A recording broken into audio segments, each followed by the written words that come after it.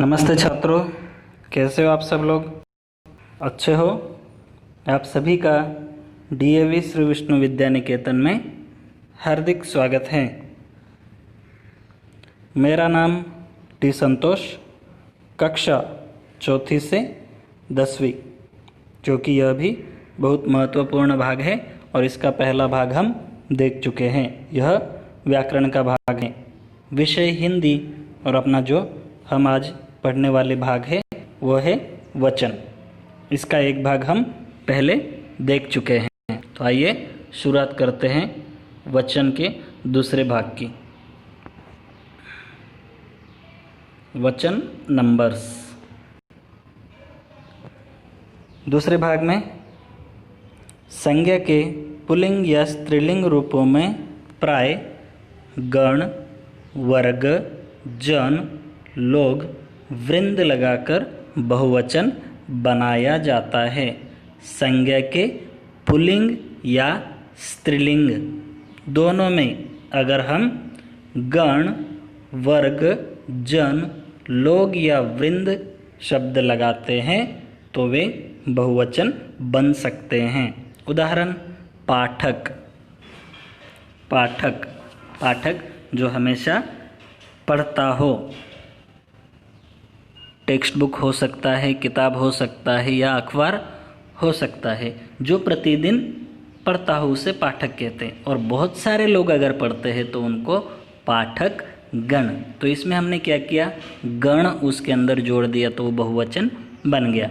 उसी तरह अधिकारी, बहुवचन में अगर उसको वर्ग लगा दिए तो अधिकारी वर्ग। उसी प्रकार अध्यापक, अध्यापक गण। नारी, नारी वृंद, उसमें अगर वृंद लगा दिए तो बहुवचन बन जाता है। आप, आप लोग, आप एक वचन, आप लोग बहुवचन। तो इसी प्रकार हम लोग उसमें गण, वर्ग, जन, लोग, वृंद लगाकर उनको बहुवचन बना सकते हैं।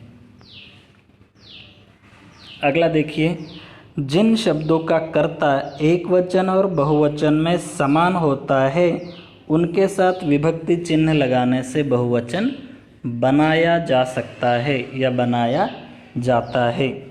जिनमें कर्ता एक वचन और बहुवचन दोनों में सेम होता हो उनमें विभक्ति चिन्ह अगर हम लोग लगा देते हैं तो वो बहुवचन बन जाता है।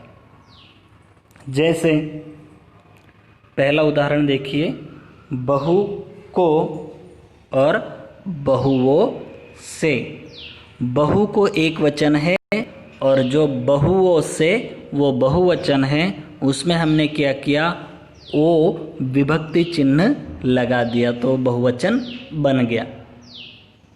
उसी तरह गाँव से एक वचन, अगर हम उसका खाली शब्द को अगर चेंज करेंगे तो उसमें बहुवचन नहीं बनेगा। गाँव एक वचन, गाँव बहुवचन।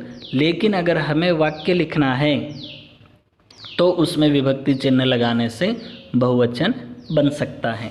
जैसे गाँव से एक वचन और गाँवों से बहुवचन, तो इसके अंदर क्या हुआ, वो विभक्ति चिन्ह आ गया, तो इसलिए बहुवचन। तो इस प्रकार से हम लोग उसमें विभक्ति चिन्ह लगाकर बहुवचन बना सकते हैं। लेकिन कर्ता एक वचन और बहुवचन में समान होना चाहिए। कर्ता एक वचन और बहुवचन में समान हो तभी ये बदलाव हम कर सकते हैं। आगे, प्राय आकारांत भाववाचक संज्ञा के बहुवचन रूप नहीं होते। आकारांत भाववाचक, जिसके अंदर भावनाएं बतलाई गई हो, वो शब्द बहुवचन रूप में नहीं बदलता। कौन सा? आकारांत, जिसका अंत आ से होता हो। जैसे दया, वेदना, घृणा, याचना, हिंसा, अहिंसा, दासता, आशा, निराशा आदि, इन सब का अंत आ से होता है और ये सब भाववाचक संज्ञाएं हैं, इसलिए इनका बहुवचन रूप नहीं होता। कौन सा? भाववाचक संज्ञा और आकारांत हो, अंत में आ आता हो, वो बहुवचन रूप में नहीं बदलते। नेक्स्ट, प्राय एक संख्या के लिए एक वचन और अनेक संख्याओं के लिए बहुवचन का प्रयोग होता है। हम क्या करते हैं? एक संख्या के लिए एक वचन और अनेक संख्याओं के लिए बहुवचन कहते हैं। लेकिन कभी कभी एक के लिए बहुवचन और अनेक के लिए एक वचन का भी प्रयोग होता है। ये कैसे होता है? विस्तार से देखते हैं। जैसे सम्मान सूचक एक का बहुवचन में प्रयोग होता है। अगर हम किसी का आदर करते हैं, सम्मान करते हैं, तो वहाँ पर क्या होता है कि वाक्य बहुवचन में बन जाता है। कैसे? प्रधानाचार्य जी छात्रों को संबोधित कर रही हैं। इसमें प्रधानाचार्य क्या है? बहुवचन है। प्रधानाचार्य बहुवचन है। महात्मा गांधी अहिंसा के पुजारी थे। हम लोग जानते हैं महात्मा गांधी कितने लोग थे? विश्व में एक ही है, महात्मा गांधी, मोहनदास करमचंद गांधी। लेकिन यहाँ पर एक व्यक्ति है, लेकिन अंत में जो है थे। क्यों? थे बहुवचन के लिए आता है, वहाँ पर था आना चाहिए।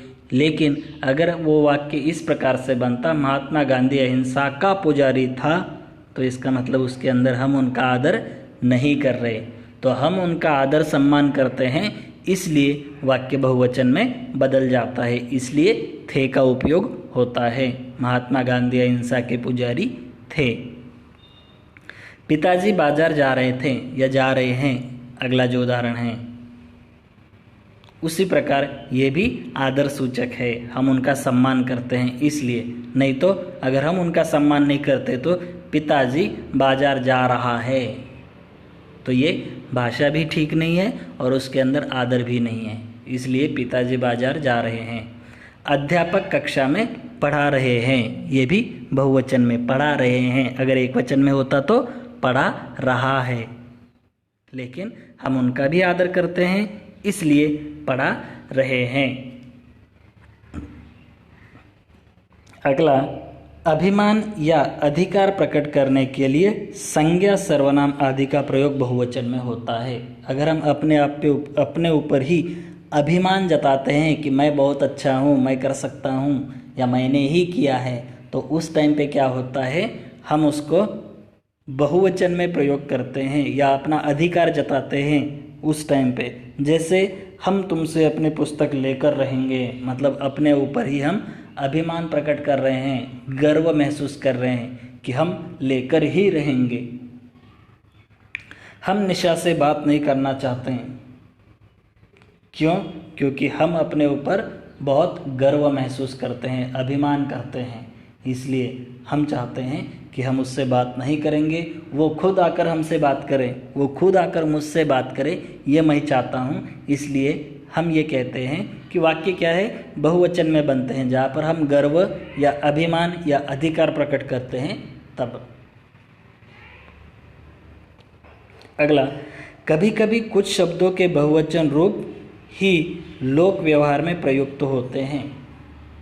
कई बार ऐसे हो जाता है कि बहुवचन रूप ही लोक व्यवहार में, मतलब हमेशा हम उसको उपयोग में लाते हैं, एक वचन और बहुवचन के लिए भी, दोनों ही। जैसे तू एक वचन और तुम बहुवचन, अपने रूल के हिसाब से तू एक वचन है और तुम बहुवचन है, लेकिन एक व्यक्ति के लिए भी तुम शब्द का ही प्रयोग किया जाता है।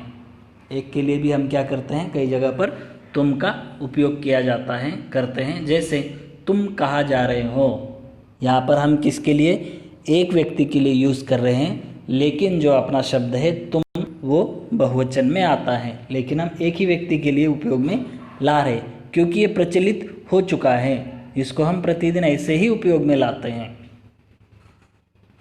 अपवाद स्वरूप ईश्वर के लिए तू शब्द का प्रयोग किया जाता है।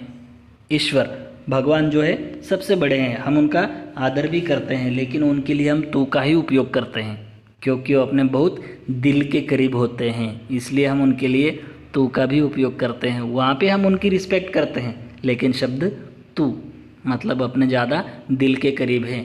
उसके बावजूद हम किसके लिए उपयोग करते हैं तू का? अपनी माँ के लिए, क्योंकि माँ भी बहुत दिल के करीब होती है इसलिए। अगला, जातिवाचक संज्ञाएं कभी कभी एक वचन में ही बहुवचन का बोध कराती है। जातिवाचक जैसे लड़का, आदमी, फल या प्राणी, तो ये सब क्या है? जातिवाचक संज्ञाएं। और कई बार ऐसे हो जाता है कि एक वचन में ही वो बहुवचन बतलाती है।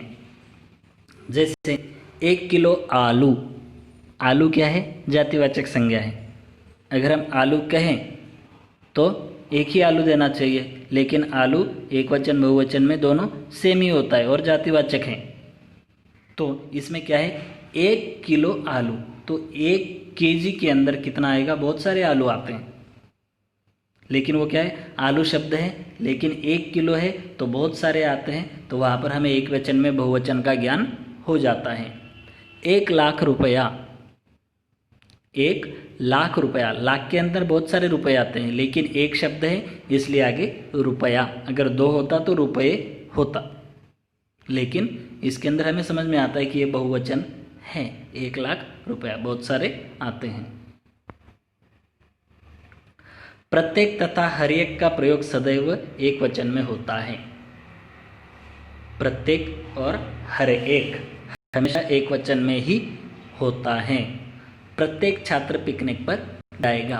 प्रत्येक, हर छात्र को पिकनिक जाना आवश्यक है या जाएगा। तो प्रत्येक, हर एक व्यक्ति शत्रु बन गया है। दोनों में क्या है? प्रत्येक और हर एक दोनों एक वचन में ही है, क्योंकि उसके अंदर जैसे प्रत्येक, हर एक, दोनों के अंदर एक आया हुआ है।